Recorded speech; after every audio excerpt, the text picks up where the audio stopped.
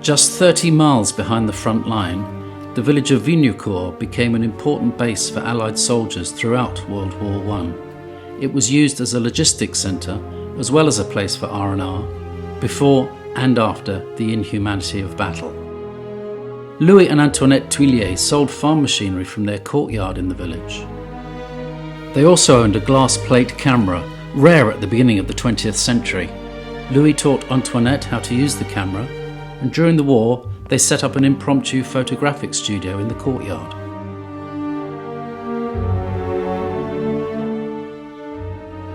From 1914 to 1919, they took more than 4,000 photos of soldiers and civilians for a small fee, often against a distinctive backdrop, and sometimes including their young son Robert amongst the battle-weary soldiers.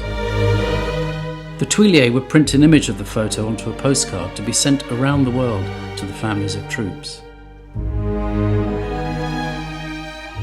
The original 4,000 glass plates remained hidden away in an attic above the courtyard for almost a century, gathering dust in 3 wooden trunks.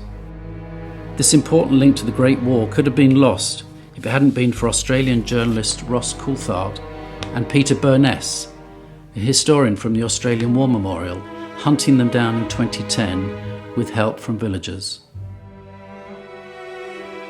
The Tuillier collection is an invaluable connection with the past. It is a real privilege to see some of the amazingly high-quality photographs displayed in the Interpretive Centre in the exact location they were taken over a century ago. We have 1,500 plates concerning the British. We really do want to identify more British soldiers, but the most important thing is to share the story of the people who are in the picture. If he wants, he can see all the plates on computer. But in the museum, we are telling you a story. We are speaking about human, not really about war. And to put a name on someone is something really exceptional. It's not just a photo, it becomes someone. It's like he is alive again. Some names have been put to faces of these brave soldiers, but to date, many more Australians have been identified than British or other nationalities. Did any of your family fight in northern France in World War I? Perhaps they spent some time in Vignacourt, and maybe they were even photographed by the Tuilliers in their ramshackle courtyard.